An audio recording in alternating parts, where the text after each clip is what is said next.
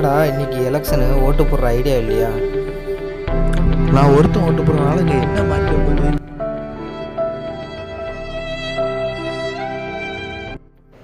டேய் என்னடா பண்ணுறீங்க? மாப்பிள்ள நீ தான் ஓட்டு போட போகணுங்கண்ணே. அதான் யாருக்கு ஓட்டு போடலான்னு சீட் குலுக்கி போட்டு பார்த்துட்டு இருக்கோம்.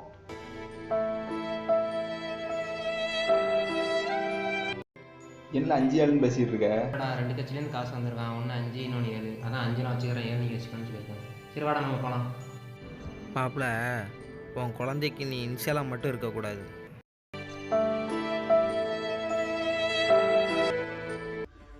வணக்கம் தமிழ் மக்களே.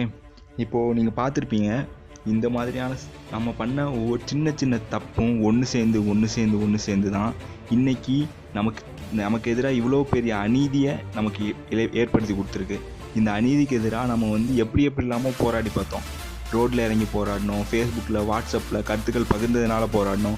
இதனால் நமக்கு கிடைச்சது பல உயிர் பலிகளும், தேச துரோகி, தேச விரோதி, சமூக விரோதி அப்படிங்கிற புதிய பட்டங்களும் மட்டும்தானே தவிர இதுக்காக நமக்கு ஒரு சொல்யூஷன் இதுவரை கிடைக்கவே இல்லை.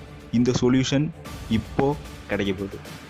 ஆமாம், என்னடா இவ்வளோ நாள் கிடைக்காத சொல்யூஷன்ஸ் இப்போ எப்படி கிடைக்க போகுதுன்னு கேட்காதீங்க. கண்டிப்பாக கிடைக்க போகுது.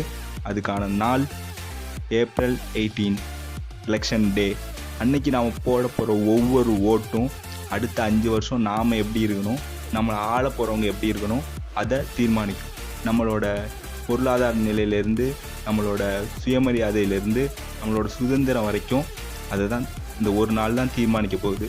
நம்ம விரலில் விழுற அந்த ஒரு துளி மை, அந்த கரை நம்ம மேலே உள்ள போகிற கரையை நீக்க போகுது. ஆமாம் மக்களே, சிந்திச்சு ஒவ்வொருத்தரும் சிந்திச்சு வாக்களிங்க.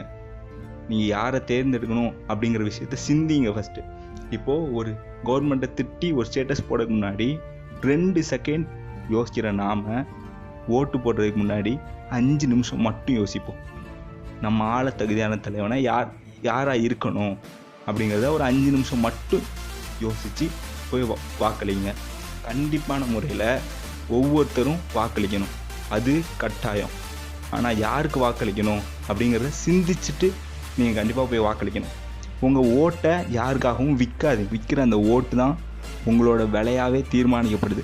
அதாவது நீங்கள் உங்களோட ஓட்டை விற்கிறீங்க அப்படிங்கிற பட்சத்தில் நீங்களே ஒருத்தரோட அடிமை ஆகிட்டுருக்கீங்க அப்படிங்கிறது அர்த்தம். அதே மாதிரி ஜாதி பார்த்து ஓட்டு போடுறது, இந்த மாதிரி ஜாதி பார்த்து மதம் பார்த்து ஓட்டு போட்டு தான் இன்றைக்கி பல தலைமுறை அரசியல்வாதிகளை நாமளே நமக்கு தெரியாமல் உருவாக்கிட்டோம். இந்த நிலைமையை மாற்றணும் அப்படின்னா சிந்திப்போம், செயல்படுவோம். விரலில் விழும் மை நம் வாழ்க்கையின் கண்ணீரை துடைக்கும் மையாக மாறட்டும். ஜெய்ஹிந்த், தமிழ் வாழ்க.